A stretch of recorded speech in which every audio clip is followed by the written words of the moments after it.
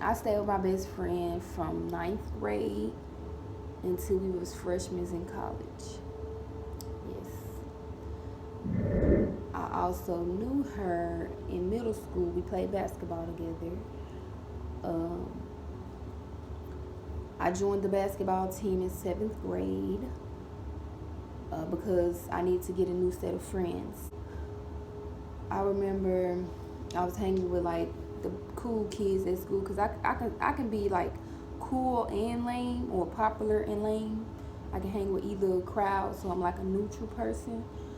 Um, so I remember one particular day we ended up getting into an altercation with a girl, and I went to the girl house to help another girl fight her. And so the mama went to the school and was like, these girls trying to come and fight my daughter and stuff like that. So me not trying to fight, but being at the wrong place at the wrong time or hanging with the wrong people got me in a bad situation. So I ended up getting expelled from school. And then, or before I got expelled, we was all in the office. And mind you that the girls, the popular girls, they hung out with each other like after school. So I was just a popular girl in school or whatever. And so I never hung out and did none of the stuff that they did outside of school.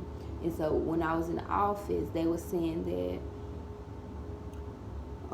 everybody was blaming the stuff on me, which it wasn't true, because I was just trying to confronting her, if that's what you want to call it. Trying to make her come outside. I wasn't trying to fight nobody, and I guess I was just being messy. I was just being a follower. And then I ended up seeing her in the hallway, and I was like, I'm not in this stuff. Why you ain't tell them that I'm not in it? Ended up getting in trouble for that. And so they expelled me for 10 days. Coach Cook, yeah, that's his name. Coach Cook, he was like, I see potential in her, or he see potential in me, and he didn't kick me off the team. When I come back off suspension, I can still be on the team. And so that's when me and my friend Andrea became best friends. She was a positive influence on my life, and her mama was always supporting her and her sister at their games. And then even for the team, everybody just called Drea Mama. We called her like Mama Cheryl. So she was, everybody mama, and we became very good friends. I would always, the part that I don't remember, she said I used to always come up her house every weekend. I mean, I could believe it to an extent, but yeah. So, what else? And so that was middle school, 7th grade when I first started playing. 8th grade, we still friends and stuff. What else after that? Okay, so now we go to high school. High school, she went to a different high school, and I went to a different high school. Her mama wanted her to have a better opportunity, so she sent her to the white folks school. And I guess I went to the black folks school. Yeah, and so my best friend was kind of rebellious like her freshman year, but she didn't get like bad grades or nothing. She was kind of rebellious because she wanted to come to the school, with all the people that she went to middle school with, versus going there, where she out of her comfort zone. But in a way, that's like kind of a good thing, you getting out of your comfort zone. So high school, we was always having fun, and I might insert some videos too. We was always having little twerking and stuff like that. I was doing her hair. She had she had two older sisters, and one of them, she used to go to the club or whatever. So we used to just get in her clothes and put on heels and stuff and act like we at the club. And so we'd be playing some music, and it was like we'd be preparing for if something bad happened or whatever. So if somebody was to get to shooting or something, we'll know how to run in our heels, so we ain't gotta be trying to take the heels off.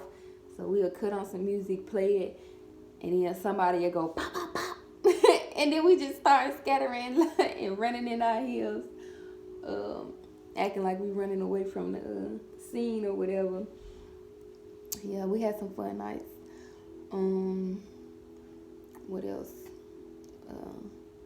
I went on some trips with her and her family. Yeah, we played sport. Oh, we played for a AAU team together. We won a championship. It was like 5 people on the team. Some normal stuff that people do when they first start living together.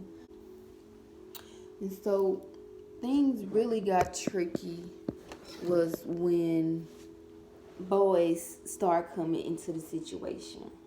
Like, we know we never dated the same guy or nothing like that, but things just became very different when boys got involved. Her mama had a rule where you could only date unless you couldn't date unless you was like 16 years old or whatever, and the guys would be able to come over and visit and sit in the living room, none exclusive. So I had about 3 boyfriends compared to her 1, but I'm just 1 year older than her. But things started to change because I always put her first over my boyfriends. And one of my boyfriends would get mad, because I would put her first, but if he's supposed to be my significant other, I was supposed to put him first. But I just didn't like that because that's what my mama did sometimes too. So with my best friend, she put her boyfriend before me, even though we've been together longer and we supposed to be best friends and sisters, girls before bros, or like bros before hoes or whatever. So yeah, I felt some type of way when she got her first boyfriend because she would always put him first. Then she got her first boyfriend. His name was Marcus. And boy. I ain't gonna put her personal business out there, but I felt some type of way too because, when it comes to the sex situation, her mama, like, before all this even happens, she say she gonna treat all of us the same or whatever, or she treat me just like she treat her children, which is okay. But and so her mama was like, if you want to talk to me about anything, just come and talk to me. And so I felt like we had a relationship. So I went to talk to her, but the strip got flipped on me. She put me on punishment. She was taking my phone. She wouldn't allow me to go nowhere. She demanded that I got on birth control, which was the reason why I had sex. So since she demanded me to get on birth control, I told my real mama, and my real mama was like, that's just an excuse for you to go out there and have sex. At that time, that wasn't my mentality. I was still scared to go have sex because I was like, what if the birth control don't work? You know what I'm saying? So I was still scared to have sex. But since people was putting in my head, it's not a reason to go have sex. Well, shit, everybody keeps saying it's not, then shit, it must be. Prior to me telling my best friend, we had a conversation about, when we get married and stuff, are we going to have like girl talks? You know how on movies they be the wives be talking about their husband, how they wine and dine them, make them feel good. And so I was asking her, when we're going to have those type of conversations. She told me, no, that's my private life or something like that. I'm like, but if we supposed to be best friends, that's just the type of stuff that best friends do. So I feel some type of way. But mind you, I'm not a type of person to hold grudges or do people how they do me. So when I went and lost my virginity, I went and told her, I had some condoms, and I showed her the condoms, and I'm like, yeah, girl, or whatever. I forgot what the fuck I said. But yeah, I showed her the condom and was like, yeah, I had sex or whatever. And so then she ended up telling me that she had been having sex too. Boy, I was like, what the fuck? Wait, no, I took that. When she first told me, I'm like, for real, girl? We big girls now. Fuck you talking about? We big girl. We grown. We grown. Oh, or whatever. But then I really was, my feelings were reversed. I didn't feel that way once she told me how she lost her virginity and stuff like that. being because of the way her mama did me. So her mama put me on punishment and stuff like that, but she didn't tell her mama, like she was sneaking and stuff like that.